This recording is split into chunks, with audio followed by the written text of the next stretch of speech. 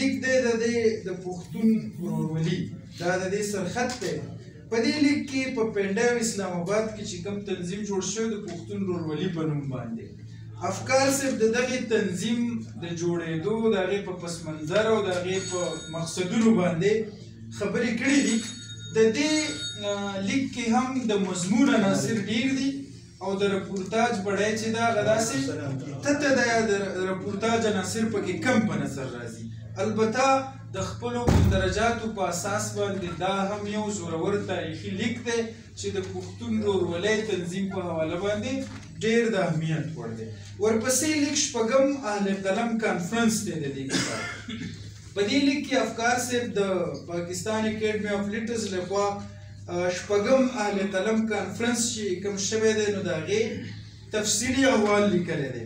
د دې په تمهیدي خبرو کې د اکیډمي آف لیټرز په کار او زیار باندې خبره شوې ده او په دا وخت کې پریشان صاحب د اکیډمۍ چیرمین دی نو افکار صاحب د هغه په وخت کې چې په اکیډمۍ کې کوم بدلون راغلی دی او کوم کار او زیار شوی دی نو افکار صاحب په مختصر او جامع انداز کې د هغه د کارونو هم ذکر کړی دی او بیا یې د دې نه پسته د دې کانفرنس روداد لیکلی دی.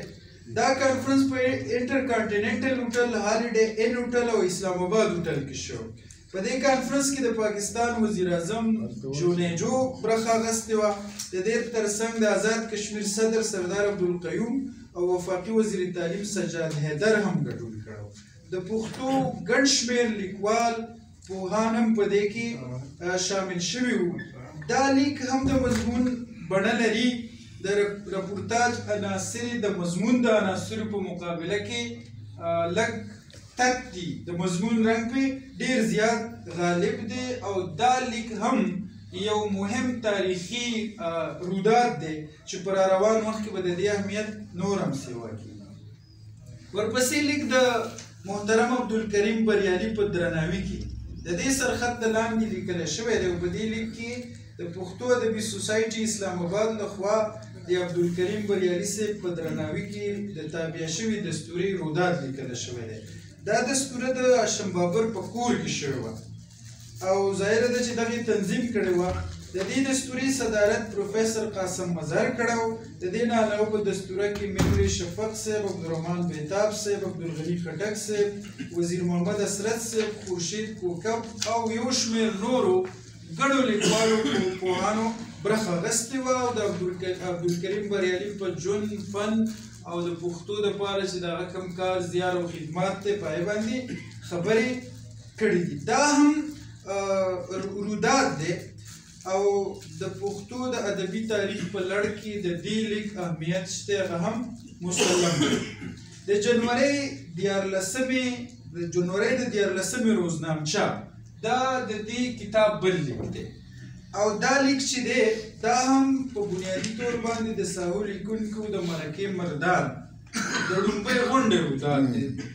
اوس ساحو لیکونکي مرکه چې ده نو زموږ غوندې د کشرانو خو چونکې موږ لرې پاتې شوي دغه خلک موږ دومره نه دی لیدلی ځکه چې زه په ښه بد پوه شوی وم نو څوک پکې وفات شوي وو، څوک قلر شوي.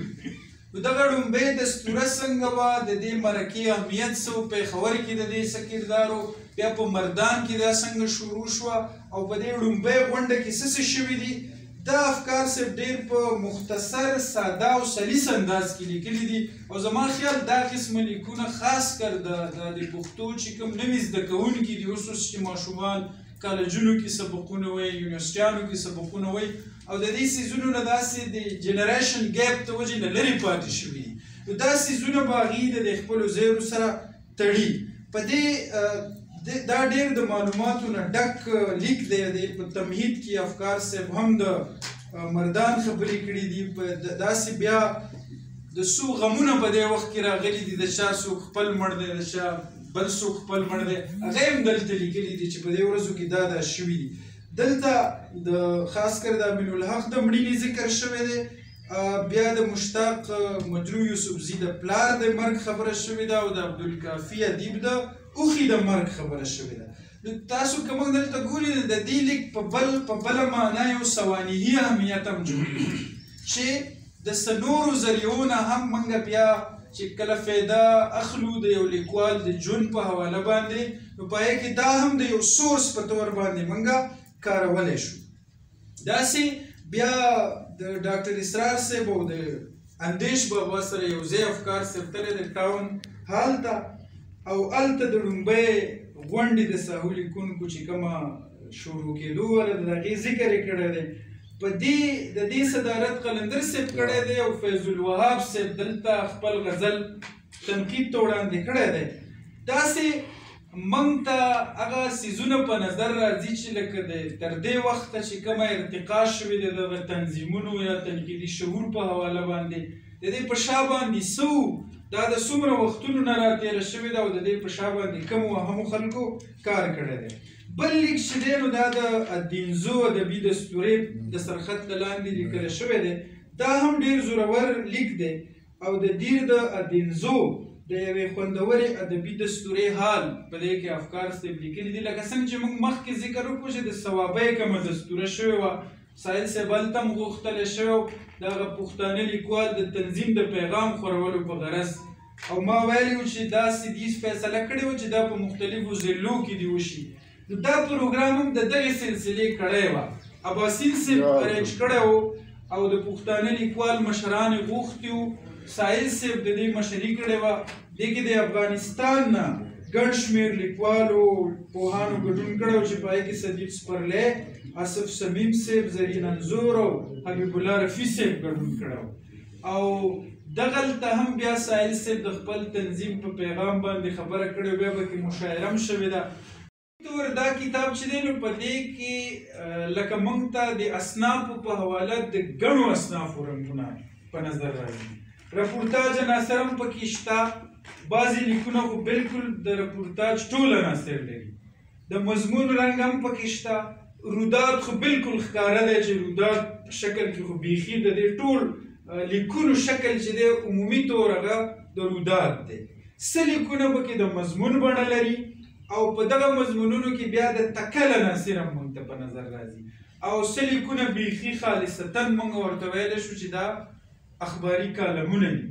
اوس اخباري کالمونه چې زموږ سره کوم د ګڼ شمېر لیکوالو لیکلي دي او د هغې ډېر زیات اهمیت په دې دی چې دې کالمونو د خپل وخت زموږ سماجي، سیاسي، ادبي دا څیزونه خوندي کړي دي. خو عموما هغه داسې شوې ده چې لکه پښتانه موږ چې څنګه عام طور داسې بې پروا خلک یو نو موږ د خپلو لیکونو په حواله هم داسې بې پروا خلک یو.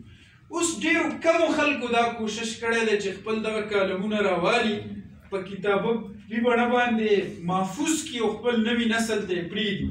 نو زموږ ډېر مهم څیزونه د دغې کالمونو په صورت کې موجود دي خو ډېر لږه حصه د هغې د موږ خبرې یا به د را روان نسل خبرېږي.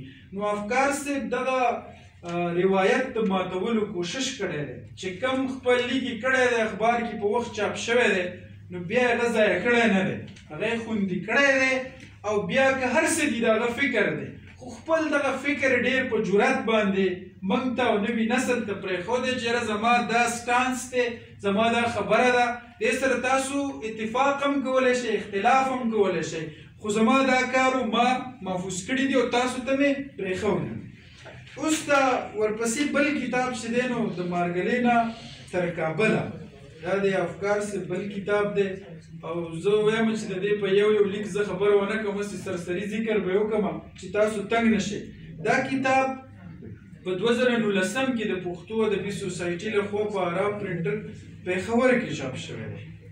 په دې کې هغه لیکونه شامل دي چې افکار صاحب مختلفو غونډو ته تللی دی، په هغې کې شریک شوی دی، نو د هغې حالات یې لیکلي دي او دغلته چې هغه څه محسوس کړي دي، څه یې لیدلي دي او د هغه په خیال د ذکر وړ دي نو هغه یې دلته خوندي کړي دي او داسې د نن وخت لیکونکي هم په دغه دستورو کې د ځان سره شریک کړي دي.